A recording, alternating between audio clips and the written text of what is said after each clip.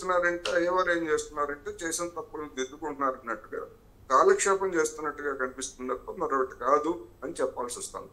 Right. Praveen గారు, కాంగ్రెస్ ప్రభుత్వం ఇస్తా అన్న రైతు భరోసా గురించి మొదటి నుంచి కూడా బీజేపీగా ప్రతిపక్షంగా మీరు కూడా అడుగుతూ వస్తున్నారు. రైతులకు సకాలంలో ఇస్తే వాళ్ళకి పెట్టుబడి కింద సాయం కింద ఉంటుంది, వాళ్ళు పంట వేసుకోవడానికి అనువుగా ఉంటుంది కాబట్టి ఇవ్వాలి అనేది. రైతు రుణమాఫీ గురించి కూడా పదే పదే బీజేపీ నాయకులు కూడా ప్రశ్నిస్తూ వస్తున్నారు. సో ఇప్పుడు రైతు భరోసాకు సంబంధించి ఇంకా ఇవ్వట్లేదు, కాలం అయిపోతుంది, వర్షాకాలం అయిపోతుంది, అదను దాటిపోతుంది, కాబట్టి ఏం చేయాలి రైతులు అనే ప్రశ్న ఉత్పన్నమవుతోంది. సో బీజేపీకి సంబంధించి ఏం చెప్పదలుచుకున్నారు ఈ విషయంలో? ముఖ్యంగా దేశానికి అన్నం పెట్టే రైతు బాధలో ఉన్నాడని చెప్పి వాళ్ళ సమస్యలపైన అందరూ డిబేట్ నుంచి ప్రభుత్వానికి తెలిసే విధంగా యోటి వారు చేసిన ముఖ్యంగా ధన్యవాదాలు. ఎందుకంటే ఎన్నో ప్రముఖ ఛానళ్ళు ఉన్నాయి, పేరుకు టీఆర్టీ రేటింగ్ కోసం ఏవో ఛానళ్ళు ఏవో సినిమా యాడ్ల కోసమో సినిమా వాళ్ళ గురించి ప్రకటనలు ఇచ్చడం తప్ప రైతుల గురించి పట్టించుకున్న నాదు లేదు. నేను కంటిన్యూగా ఇప్పటికీ మూడు సార్లు వచ్చినండి ఈ రైతు రుణమాఫీపైనే, దీనిపైనే చర్చకు 3 సార్లు వచ్చిందంటే అర్థం చేసుకోండి యోటి ఎంత రైతుల కోసం ఆలోచించింది అనేది. నిజంగా ప్రేక్షకులందరూ కూడా యోటి తరపున మేమందరం కూడా ఖచ్చితంగా రైతుల పక్షాన నిలబడతాం. ముఖ్యంగా ఈరోజు మనం చాలా బాధపడాల్సిన విషయం ఏంటంటే ఒక దుబ్బాకకు సంబంధించిన ఒక రైతు ఈరోజు మేడ్చల్ అగ్రికల్చర్ ఆఫీస్ ముందల నాకు రుణమాఫీ కావట్లేదు, ఈ ప్రభుత్వాన్ని నమ్మితే ఇక నాకు రుణమాఫీ వచ్చేలా లేదని చెప్పి ఆత్మహత్య చేసుకొని చనిపోయాడు.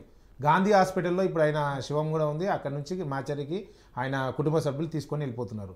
ఎంత దురదృష్టకరం అంటే ఈరోజు రైతుల పేరు చెప్పుకొని ఈరోజు ఈ రాష్ట్రంలో ఉన్న 64 లక్షల మంది రైతుల యొక్క ఓట్లు మొత్తం తీసుకొని 64 లక్షల కుటుంబాల ఓట్లు తీసుకొని ఈరోజు వరంగల్ డిక్లరేషన్ ప్రకటించి రేవంత్ రెడ్డి కావచ్చు, రాహుల్ గాంధీ కావచ్చు చాలా స్పష్టంగా అబద్ధాలు ఆడిరు, తప్పుడు ప్రకటనలు చేసిర్రు, రైతులను మోసం చేసి డిసెంబర్ 9 రోజు అప్పటి వరకు కూడా ఎవ్వరు కూడా రుణాలు కట్టొద్దు, డిసెంబర్ 9 కాంగ్రెస్ గవర్నమెంట్ వస్తుంది, కాంగ్రెస్ గవర్నమెంట్ రాగానే మీ రైతుల రుణాలన్నీ ఏకకాలంలో మొత్తం కూడా మాఫీ చేస్తామని చెప్పి చెప్పారు.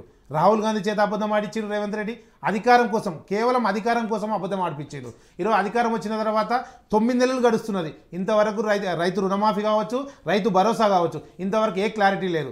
ఎందుకంటే రైతు భరోసా ఇవ్వాల్సిన సమయం ఇది, ఇంక 25 రోజుల్లో ఈ వానాకాల సీజన్ అయిపోతుంది. సీజన్ అయిపోయిన తర్వాత నువ్వు ఎవరికి భరోసా ఇస్తావు, ఎవరికి ఇస్తావు? ఇంక 25 రోజులు, కేవలం 25 రోజులు ఉంది, ఇంతవరకు దాని మార్గదర్శనాలు లేవు. కమిటీ చేసిన అని చెప్పి కాలయాపన చేస్తున్నావు, ఇంతవరకు ఈ రైతు రుణమాఫీ అంటున్నావు. ఒకసారేమో 49 కోట్లు అని చెప్పారు, ఒకసారేమో 31 కోట్లు అని చెప్పారు, బడ్జెట్లో చూసేమో 26,000 కోట్లు ప్రకటించారు. మళ్ళీ ఈ తీరా ఇప్పటివరకు ఇచ్చిందంటే 50% మంది కూడా ఇవ్వలే. ఈరోజు వనపర్తి జిల్లాలో 40,000 రాలేవని చెప్పి కుటుంబం మొత్తం రోడ్డు మీదకి వచ్చి అగ్రికల్చర్ ఆఫీసర్ కాలు పట్టుకుంటుంది. అంటే ఎంత దారుణమైన పరిస్థితి ఏర్పడేది. ఈరోజు కాంగ్రెస్ ప్రభుత్వం రైతులను హరికోస పెడదామని చెప్పి ఈ పథకాన్ని తీసుకొచ్చిర్రా, ఇవ్వాలని ఉద్దేశం ఉందా, లేకపోతే రైతుల్లో ఆందోళన కార్యక్రమం చేయాలని ఉందా? ఈరోజు అన్న అంటుండు ఏదో ప్రతిపక్ష పార్టీలో రాజకీయ నాయకులు చేస్తున్నారు కాదు. ఈరోజు ఆదిలాబాద్ జిల్లాలో రైతులందరూ కూడా ముఖ్యమంత్రి రేవంత్ రెడ్డి శివయాత్ర నిర్వహించారు. మాకు రైతు రుణమాఫీ రాలేదు, రైతు భరోసా రావట్లేదు అని వాళ్ళు రైతులు రేవంత్ రెడ్డి యొక్క శివయాత్ర నిర్వహించారు. అంటే రైతుల్లో ఆందోళన కాదా అది? ఈరోజు వ్యవసాయం చేసుకోవాలన్నా లేకపోతే బ్యాంకులో చుట్టూ తిరగాలన్నా? బ్యాంకు దగ్గరికి వెళ్తేనేమో వ్యవసాయ అధికారి దగ్గరికి వెళ్ళమని చెప్తాడు, వ్యవసాయ అధికారి ఏమో మాకేం తెలియదు అని చెప్తాడు. ఈరోజు వ్యవసాయ అధికారులు ఒక జిల్లా కలెక్టర్ నుంచి అన్ని మండలాలకు వ్యవసాయ అధికారులను నియమించారు. వాళ్ళ ఫోన్ నెంబర్లు కలవయి, ఫోన్ లేపినా వాళ్ళు సమాధానం చెప్పరు. ఎందుకు రైతులు ఇంత ఆందోళన కార్యక్రమాలు ఇస్తున్నావు? ఇంత జరుగుతుంటే కూడా ప్రతిపక్ష హోదా వహించాల్సిన కేసీఆర్ ఫామ్ హౌస్కి పరిమితమైండు. ఆయన కొడుకు ఇన్నేళ్ళు 10 ఏళ్ళుగా చలామణి అయింది కదా. ఈరోజు నేను ముఖ్యమంత్రి అని చెల్లామయ్యిండు, అన్ని శాఖలు ఆయన ఆధీనంలో పెట్టుకున్నాడు. ఇన్ని చేసినా ఆయన అమెరికాలో విలాసవంతంగా ఈరోజు బతుకుతున్నాడు. ఈరోజు రైతులు ఎందుకు రోడ్డు మీదకి వచ్చి ధర్నాలు చేయాలి? ఈరోజు 10 ఏళ్ళు మీకు అధికారం ఇస్తే మీరు పోరాడరు, వీళ్ళని నమ్మి వీళ్ళకి అధికారం ఇస్తే మీరు కూడా వీళ్ళు న్యాయం చేయరు. ఈరోజు రైతు చాలా ఇబ్బంది పడుతున్నాడు. ఈరోజు రైతు రుణమాఫీ ఎవరికైందా అంటే గడ్డం ప్రసాద్ కుమార్ స్పీకర్కు రైతు రుణమాఫీ అయింది, సాధారణ రైతుకి ఎందుకు కాదు మరి?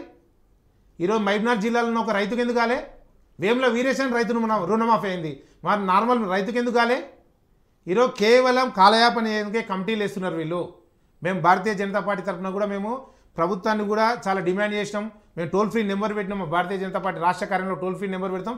రైతులు ఏడుస్తున్నారండి, రైతులు మా బాధ రిగోస చెప్తున్నారు వాళ్ళు. ఎందుకంటే రైతు ఇప్పుడు పోయి మేము పంటలు పెట్టుకోవాలన్నా, ఇలా రైతు అగ్రికల్చర్ ఆఫీసర్ల చుట్టూ తిరగాలన్నా అని చెప్పి చాలా ఇబ్బంది పడుతున్నారు వాళ్ళు. వాళ్ళు ఆ గోస వినేవాళ్ళు ఎవరు ఈ ప్రభుత్వంలో? ఈరోజు ముఖ్యమంత్రి గారు ఒకటి మాట్లాడతారు, మంత్రులు ఒకటి మాట్లాడతారు, బట్టి విక్రమార్క గారు ఒకటి మాట్లాడతారు, తుమ్మల నాగేశ్వరరావు గారు ఒకటి మాట్లాడతారు. ఎవరికి స్పష్టం లేదు వీళ్ళపైన. ఈ రుణమాఫీని మొత్తం సైడ్ ట్రాక్ తీసుకురావాలని చెప్పి హైడ్రా అని చెప్పి ఒకటి కొత్త నాటకం తెరలేపారు. 700 మంది రైతుల్ని చంపిన బీజేపీ వాళ్ళు మాట్లాడుతున్నారు. నేను 700 మంది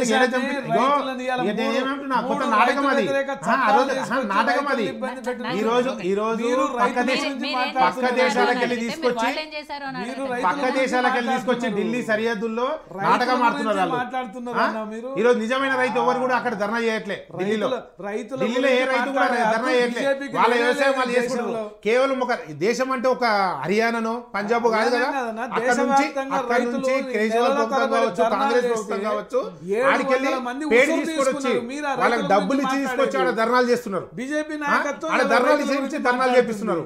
ఈ రోజు ప్రతిపక్షం విఫలమైంది, ప్రభుత్వం విఫలమైంది. ఈ రోజు ఎందుకు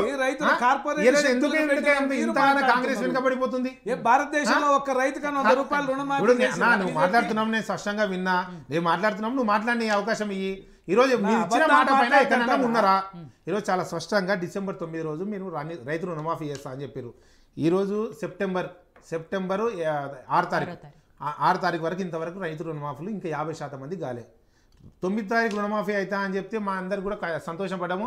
ఆ రోజు నుంచి మాకు వడ్డీ కూడా లేదని అనుకున్నాం. ఆ రోజు నుంచి వరకు కూడా వడ్డీలు పెరుగుతుంపోయినాయి. ఆ వడ్డీ ఎవరు చెల్లిస్తారో ఇంతవరకు క్లారిటీ లేదు. ప్రభుత్వంకి ఎక్కడ స్పష్టత లేదండి. ఉద్యోగ ప్రకటనలో కూడా ఆడాబడాగా ఉద్యోగ నోటిఫికేషన్లు వేసిర్రు, దానికి ఒక స్పష్టత లేదు. అదేవిధంగా రైతు రుణమాఫీ కావచ్చు, సిలిండర్ విషయంలో కావచ్చు, ఎందుకు ఇంత స్పష్టత లేకుండా ఎవరో మిల్లని ఇంటకెళ్ళి దొబ్బుతున్నట్టుగా, సూదులు ఇచ్చి ప్రభుత్వాన్ని నడుపుతున్నట్టుగా ఎందుకు ఇట్లా చేస్తుర్రు? చెప్పిందేమో కొండంత 6 గ్యారంటీలని 420 హామీలు అని చెప్పి ఇంత హామీలు చెప్పినప్పుడు చెప్పింది కొండంతా, చేసిందేమో రవ్వంతా. ఎందుకు ఇంత ఇబ్బంది పడుతున్నారు మీరు? చేసేది ఏదో పర్ఫెక్ట్ చేయొచ్చు కదా. 1,00,000 రుణమాఫీ చేసినప్పుడు ఇగో 1,00,000 రుణమాఫీ ఎవరెవరికి డ్రాప్ సెక్షన్ అయ్యి ఇప్పుడు మీరు అంటారు కదా టెక్నికల్ ప్రాబ్లం అంటారు. టెక్నికల్ ప్రాబ్లం అక్కడనే చేర్చుకోవచ్చు కదా. 1,50,000 ఎందుకు వెళ్ళిరు? 1,50,000 నుంచి 2,00,000 వరకు వెళ్ళిరు.